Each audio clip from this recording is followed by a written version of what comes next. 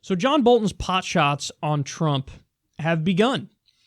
Former National Security Advisor John Bolton took aim at the Trump administration's foreign policy strategy on Wednesday at a closed-door lunch, reportedly ripping President Trump in all but name.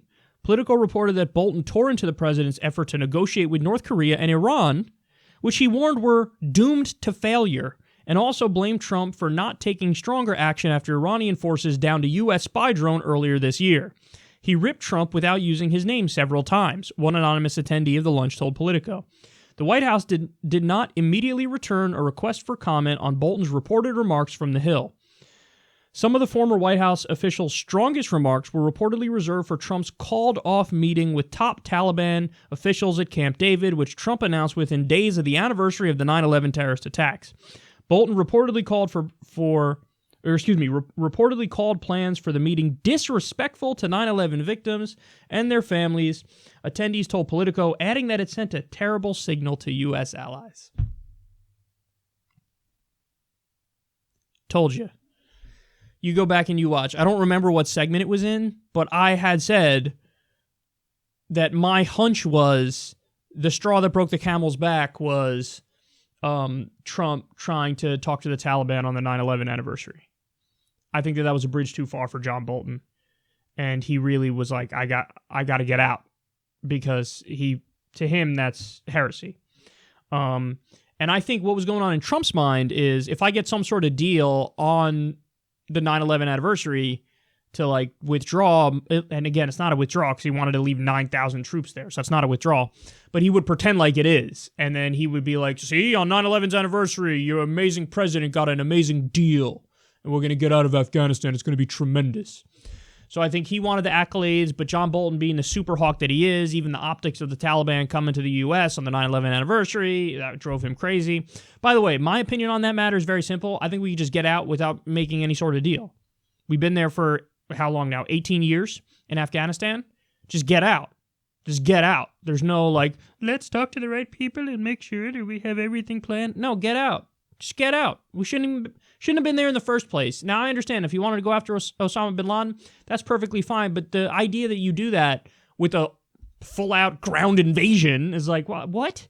So anyway, now look at the rest of what he said here, because it's all what we knew every step of the way, which is why Bolton tried to sabotage it. When he said, the talks with North Korea and Iran are doomed to failure. Why are they doomed to failure, John? Here, I'll answer the question for you. Because your criteria for a deal are insane.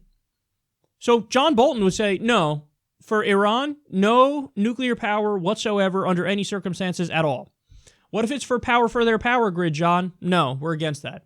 What if it's for research and development, John? No, we're against that too. What if the enrichment level is significantly below weapons-grade enrichment, John? No, we're against that. What if the IAEA still goes in there all the time and regulates on a regular basis and makes sure that they don't enrich above? Nope, we're still against that. We want nothing at all. And by the way, what John Bolton threw in to boot was, we also want to take away your conventional weapons as well. Hold on. You want to take away not just the nuclear enrichment, even when it's not for weapons. You want to take away all nuclear enrichment of all types for civilian use as well, and the conventional weapons. See, now, let me explain to you what this means. This is John Bolton fucking with them and saying, we're going to topple you. He said it, what was it, with North Korea? He said, we're going to do the Libyan model. You took Gaddafi's weapons and then you toppled him. So you're, broadcasting to Kim Jong-un, we'll take your weapons and then we'll topple you. Guys, understand, his whole point, his whole existence was, I'm going to sabotage any movements away from war because he wants war. All he's ever wanted is war. So it's so obnoxious too. And to Trump, congratulations, buddy. See, this is what you get. Trump on the campaign trail, at least half the time, was Mr., we're going to get out of all these places, going to stop rebuilding the Middle East and whatnot, going to, rebuild our country here at home. And then you hire uber hawks, Gina Haspel, Mike Pompeo, John Bolton to surround you. Why? Either because you don't really believe in anything serious, like you don't actually believe in non-interventionism, or you think that, and he's kind of hinted at this previously, in Trump's mind, he thinks that, you either use your heart or you use your brain. And he said this about Melania when Melania tried to prod him to take like more refugees or something. I forget the exact issue, but it was something where Melania was correct. And Trump was like, we gotta have a big heart, but we also need to use a brain. And so in his mind, the more hawkish you are, the more aggressive you are, the more pro-violence you are, the more intelligent you are. That's how he thinks about it. Like, if you want to use muscle, if you want to use the military, if you want to use violence, that's smart. But if you want to, that's using your brain. But if you want to do something like invite people in to the country, have refugees, make sure immigrants get treated well, that's using your heart, and your heart can get you in trouble. It almost reminds me back to the first season of The Walking Dead when it's like the Shane mentality versus, what's his face? Main character dude. I don't know why I'm blanking on this now. How funny. I've watched so many episodes, so many seasons of that show. And Rick, there it is, Rick. And I forgot, I blanked out his name for a second there. But anyway, congratulations, Don.